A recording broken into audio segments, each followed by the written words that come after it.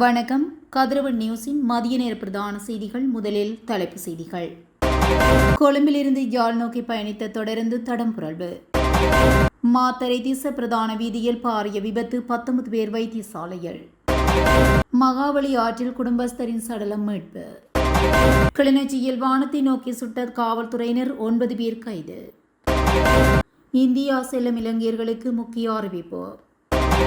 ஜனாதிபதி மாளிகை தொடர்பில் வெளியான முக்கிய அறிக்கை. இந்து சமுத்திரத்தை அண்மித்துள்ள எல் நினோ தாக்கம் பொதுமக்களுக்கு முக்கிய தகவல். உடனடியாக பணத்தை மீளப் பெறுமாறு மத்திய வங்கி முக்கிய அறிவிப்பு. காணொளி எடுக்க சென்ற நபருக்கு நேர்ந்த கதை தொடர்பான விரிவான செய்திகள். கொழும்பு கோட்டையிலிருந்து காங்கேசன்துறைக்கு சென்று கொண்டிருந்த இரவு தபால் தொடர்ந்து சேனரத்கம தொடர்ந்து நிலையத்தில் தடம் புரண்டுள்ளதாக தகவல் வெளியாகுள்ளது. நேற்று இரவு இடம்பெற்ற இந்த சம்பவத்தை தொடர்ந்து வடக்கு வழித்தடத்தில் இயங்கும் தொடருந்து சேவைகள் பாதிக்கப்பட்டுள்ளதாக தொடருந்து திணைக்களம் தெரிவித்துள்ளது. தொடருந்தின் பல பெட்டிகள் தண்டவாளத்தை விட்டு விலகியதனால் வடக்கிற்கான தொடருந்து சேவைகளில் இடையூறுகள் ஏற்பட்டதாக அந்த திணைக்களம் உறுதிப்படுத்தியுள்ளது. இதனைத் தொடர்ந்து காங்கேசன்துறையிலிருந்து கொழும்பு கோட்டைக்கு செல்லும் இரவு தபால் தொடர்ந்து மறு அறிவிப்பு வரும் வரை அனுராதபுரம் வரை மட்டுமே இயக்கப்படும் என தொடருந்து திணைக்களம் அறிவித்துள்ளது.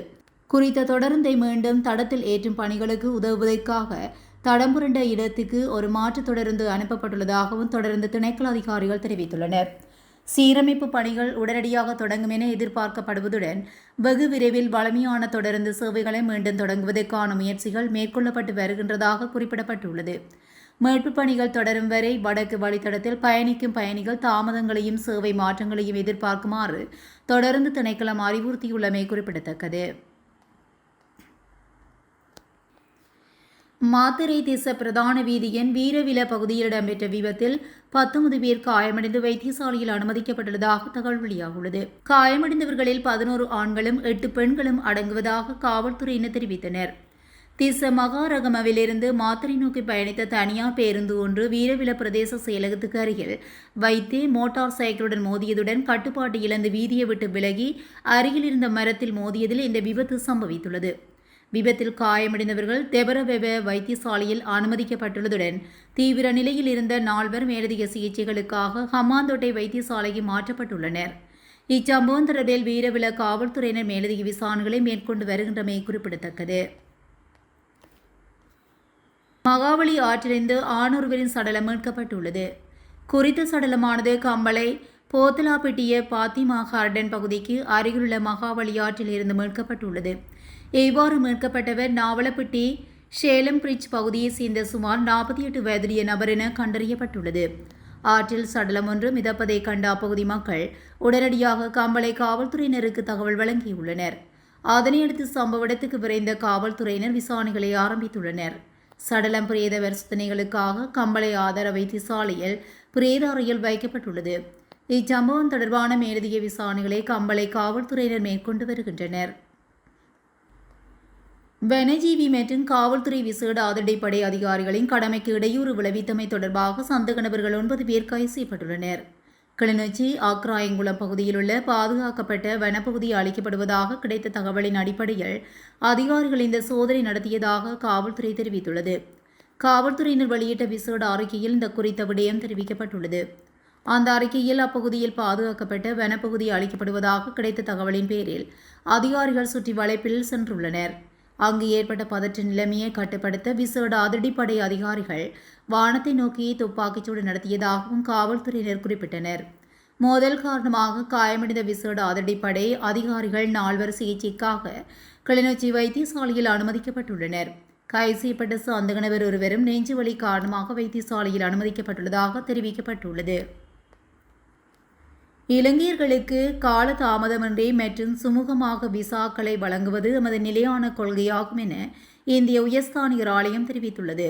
இந்தியாவுக்கு பயணிக்கும் இலங்கையர்களும் விசா வசதியை பெற முடியும் என்றும், எனினும் இந்திய உயர்ஸ்தானிகர் ஆலயத்தின் ஊடாக விண்ணப்பிக்க விரும்பும் இலங்கை பிரஜைகள் ஆன்லைனில் விண்ணப்பித்து இந்திய துணை தூதரக விண்ணப்ப மையங்களில் தங்களது விண்ணப்பங்களை சமர்ப்பிக்க வேண்டும் எனவும் இந்திய உயர்ஸ்தானிகர் ஆலயம் குறிப்பிட்டுள்ளது. குறித்த உயர்ஸ்தானிகர் ஆலயத்தினால் வெளியிடப்பட்டுள்ள அறிக்கையில் இந்தியாவுக்கு புனித யாத்திரைக்காக குறிப்பாக பௌத்த புனித தலங்களுக்கு செல்லும் இலங்கையர்களுக்கு விசாக்கள் விரைவாக வழங்கப்படுகின்றன. இயன்றவரை புத்த சாசன சமய மற்றும் கலாச்சார அலுவல்கள் அமைச்சினால் பரிந்துரைக்கப்படும் விண்ணப்பங்கள் 10 அல்லது அதற்கு மேற்பட்ட யாத்ரீகர்களை கொண்ட குழுக்களுக்கு கட்டணமின்றி வழங்கப்படுகின்றன. 2025 ஆண்டில் நாடு முழுவதும் உள்ள ஜனாதிபதி மாளிகைகள் ஜனாதிபதி தங்கியிருக்காவிட்டாலும் அவற்றில் பெரும்பாலானவற்றில் பல்வேறு நபர்கள் 3089 பேர் தங்கியுள்ளதாக தெரிவிக்கப்படுகின்றது. தேசிய கணக்காய்வு அலுவலகம் வெளியிட்ட அறிக்கையில் இந்த விடயம் தெரிய வந்துள்ளது. 7 ஜனாதிபதி மாளிகைகளின் மின்சாரம், தொலைபேசி உள்ளிட்ட ஏனைய வசதிகளுக்காக இந்த ஆண்டில் 3,29,82,675 ரூபாய் செலவிடப்பட்டுள்ளதுடன் அக்காலகட்டத்தில் நடைபெற்ற கூட்டங்களின் எண்ணிக்கை 3 ஆகும். 2025 ஆண்டில் கதிர்காமம், மகியங்கனை மற்றும் பெந்தோட்ட ஆகிய மாளிகைகளில் 2025 ஆண்டில் எந்த ஒரு கூட்டமும் நடத்தப்படவில்லை என்பதுடன் எவரும் தப்பியிருக்கவும் இல்லை என அந்த அறிக்கையில் குறிப்பிடப்பட்டுள்ளது. இருப்பினும் 2025 ஆண்டில் தொலைபேசி, மின்சாரம் உள்ளிட்ட ஏனைய செலவுகளுக்காக 24,47,754 ரூபாய் செலவிடப்பட்டுள்ளது. ஜனாதிபதிக்கு ஒதுக்கப்பட்ட 7 மாளிகைகள் கொழும்பு கோட்டை, கண்டி, அனுராபுரம், கதிர்காமம், மகியங்கனை, நுவரெலியா மற்றும் பெந்தோட்ட ஆகிய இடங்களில் அமைந்துள்ளதாக தெரிவிக்கப்பட்டுள்ளது. எல்னினோ தாக்கம் இந்த சமுத்திரத்தை அண்மித்துள்ள நிலையில் பொதுமக்கள் சரியான நேர் முகாமைத்துவத்தை பின்பற்றி அதிக வெப்பத்தினால் ஏற்படக்கூடிய நீர் தட்டுப்பாட்டை சமாளிக்கும் செயற்பாடுகளில் ஈடுபட முன்வர வேண்டும் என பேராசிரியர் நாகமுத்து பிரதிபராஜா தெரிவித்துள்ளார். பெண்கள் வாழ்வுரிமை சங்கத்தின் ஏற்பாட்டில் எல்னினோ காலநிலை மாற்றம் தொடர்பான விசேட விழிப்புணர்வு செயலமர்வு யாழ்ப்பாணம் வடமராட்சி கிழக்கு பிரதேச செயலக மாநாட்டு மண்டபத்தில் நேற்று நடைபெற்றுள்ளது. இந்த செயலமர்வில் முக்கிய அம்சங்கள் ஒன்றான வெப்ப தாக்கத்தின் காலப்பகுதி தொடர்பாக பேராசிரியர் மேலும் கூறுகையில், இந்த சமுத்திர பிராந்தியத்தை எல்னினோ நெருங்கி வருவதனால் பொதுமக்கள் நீரை சிக்கனமாக பயன்படுத்த வேண்டும் என கேட்டுக்கொண்டார். மத்திய பசிபிக் பிராந்திய கடற்பகுதிகளிலிருந்து இந்த சமுத்திர கடல் பிராந்தியத்துக்கு ஊடுருவியுள்ள எல்னினோ ஜூலை மாதம் தொடக்கம் அக்டோபர் மாதம் வரை அதிக வெப்ப தாக்கத்தை ஏற்படுத்தும். இதேவேளை வேகமாக பரவும் கடல் வெப்பம் நிலத்தின் ஊடாக வெப்பம் கடத்தப்படுவதை விட 16 மடங்கு வேகமாக நீரின் ஊடாக வெப்பம் கடத்தப்படுகிறது. இதனால் இந்த சமுத்திர கடற்பரப்பில் ஏற்படும் வெப்ப ஏற்ற ஏனைய பகுதிகளுக்கு மிக வேகமாக பரவி வருகிறது. அத்துடன் இந்த கடல் வெப்ப ஏற்றம் இலங்கை மற்றும் மாலைதீவுகளில் அதிக தாக்கத்தை செலுத்த வாய்ப்புள்ளது. இலங்கையை பொறுத்தவரை குறிப்பாக வடமாகாணத்தின் முல்லைத்தீவு, மன்னார் மற்றும் கிளிநொச்சி ஆகிய மாவட்டங்களில் கடுமையான நீர் தட்டுப்பாட்டை இது உருவாக்கக்கூடும். எனவே மேலும் வறட்சியும் மழைவீழ்ச்சியும் ஜூலை முதல் செப்டம்பர் வரையிலான காலப்பகுதிகளில் கடுமையான வறட்சியை ஏற்படுத்தும். எல்னினோ அக்டோபர் மற்றும் நவம்பர் மாதங்களில் பாரிய மழைவீழ்ச்சியை தோற்றுவிக்கும்.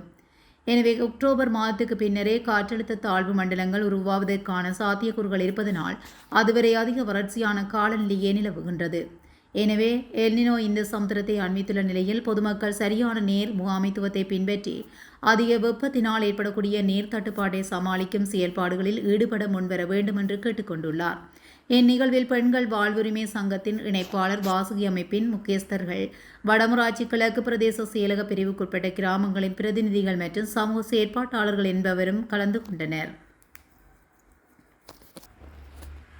இலங்கையில் பல்வேறு பயிற்சிகை முறைகளுக்காக முதலீடு செய்வதாக கூறி மக்களிடமிருந்து வைப்புகளை பெற்றுக்கொள்வது சட்டவிரோதமான செயலாகும் என மத்திய வங்கி ஆளுநர் நந்தலால் வீரசிங்க தெரிவித்துள்ளார். அத்தகைய நபர்களிடம் ஏமாற வேண்டாம் என மக்களிடம் கேட்டுக்கொள்வதாகவும் அவர் குறிப்பிட்டுள்ளார். இலங்கை மத்திய வங்கியில் நேற்று நடைபெற்ற ஊடகவியலாளர் சந்திப்பில் கலந்து கொண்டு கருத்து தெரிவிக்கையிலேயே அவர் இதனை குறிப்பிட்டுள்ளார். பயிற்சிகை நிறுவனங்களின் பெயரில் மக்களிடமிருந்து பணம் வைப்பு செய்யும் நடவடிக்கைகள் கடந்த காலங்களில் அதிகரித்து வருகிறது. வங்கியல்லாத நிதி நிறுவன மேற்பார்வை பிரிவினால் சில நடவடிக்கைகள் எடுக்கப்பட்டுள்ளன. எனவே யாராவது ஒருவர் மக்களிடம் பணம் கேட்டு ஏதாவது பயிற்சிகை திட்டத்தை மேற்கொண்டு மாதாந்தம் ஒரு தொகையையோ அல்லது இறுதியில் ஒரு பெரிய தொகையையோ தருவதாக கூறினால் அது வெளிப்படையாக மக்களின் வைப்புகளை பெற்றுக்கொள்வதாகும். இது சட்டவிரோதமானது. அது தொடர்பில் எங்களுக்கு தகவல் கிடைத்தது. நாங்கள் எடுக்க வேண்டிய நடவடிக்கைகளை தீர்மானித்து அதற்கேற்ற செயற்பாடுகளை முன்னெடுத்து வருகின்றோம். பயிற்சிகை திட்டங்களை செய்வது நல்லது. அது எவருடைய சொந்த பணத்தில் செய்யப்படும் வளர்ச்சி அடைகிறது என்றால் அதில் யாருக்கும் எந்த பிரச்சனையும் இல்லை. அந்த திட்டங்கள் மூலம் பணம் ஈட்டி மேலும் பல திட்டங்களை சூப்பர் மார்க்கெட்டுகள் போன்றவற்றை ஆரம்பித்தாலும் பரவாயில்லை. ஆனால் அவர்கள் மக்களிடம் சென்று இவற்றில் முதலீடு செய்யுங்கள், நாங்கள் மாதாந்தம் பணம் தருகிறோம், இறுதியில் பெரிய பணம் தருகிறோம் கூறினால் அதில் சிக்கல் உள்ளது. எனவே இவ்வாறானவர்கள் மக்களிடம் பணம் கேட்டால் அது ஒருவித அதிகாரபூர்வமற்ற முறையில் வைப்பு பணத்தை பெற்றுக்கொள்ளும் முயற்சி என்பதை மக்கள் புரிந்து கொள்ள வேண்டும். எனவே குறிப்பாக இவ்வாறான விடயங்களில் சிக்கிக்கொள்ள வேண்டாம் என்று கேட்டுக்கொள்கின்றோம். ஏற்கனவே பணம் வழங்கியவர்கள் இருந்தால் அவர்களுக்கு ஏதேனும் பிரச்சனை இருப்பின் முதலீடு செய்த பணத்தை உடனடியாக மீள கோருவதே சிறந்த வழியாகும் என அவர் மேலும் தெரிவித்துள்ளார். முல்லைத்தீவு மாவட்டத்தின் புதுக்குடியிருப்பு போலீஸ் பிரிவுக்குட்பட்ட வசந்தபுரம் மன்னங்கண்டல் நெல்வயல் பகுதியில் காட்டு யானை ஒன்றை வீடியோ எடுக்க சென்றிருந்த நபர் ஒருவர் அதே யானையால் தாக்கப்பட்டு உயிரிழந்துள்ளார். குறித்த சம்பவம் நேற்று மதியம் இடம்பெற்றுள்ளது. சம்பவம் தொடர்பில் மேலும் தெரிய வருகையில் நபர் ஒருவர் வசந்தபுரம் மன்னங்கண்டல் நெல்வயல் பகுதியில் காட்டு யானை ஒன்றை வீடியோ எடுக்க சென்றுள்ளார். இதன்போது குறித்த காட்டு யானையின் தாக்குதலுக்குள்ளாகி காயமடைந்துள்ளார். இந்நிலையில் காயமடைந்த அவர் முதலில் புதுக்குடியிருப்பு ஆதார மருத்துவமனையில் அனுமதிக்கப்பட்டு சிகிச்சை பெற்றுள்ளார். பின்னர் மேலதிக சிகிச்சைக்காக முல்லைத்தீவு மாவட்ட மருத்துவமனைக்கு மாற்றப்பட்ட நிலையில் மாலை 4 மணியளவில் சிகிச்சை பலனின்றி உயிரிழந்துள்ளார். உயிரிழந்தவர் கைவேலி புதுக்குடியிருப்பை சேர்ந்த பூபாலசிங்கம் கமலேஸ்வரன் வயது 49 என அடையாளம் காணப்பட்டுள்ளார். இந்த சம்பவம் தொடர்பான மேலதிக விசாரணைகளை புதுக்குடியிருப்பு போலீசார் மேற்கொண்டு வருகின்றனர். இத்துடன் கதிரவன் நியூஸின் மதிய நேர பிரதான செய்திகள் நிறைவடைகின்றன. தொடர்ந்தும் செய்திகளோடு இணைந்திருக்க கதிரவன் நியூஸுடன் இணைந்திருங்கள். நன்றி, வணக்கம்.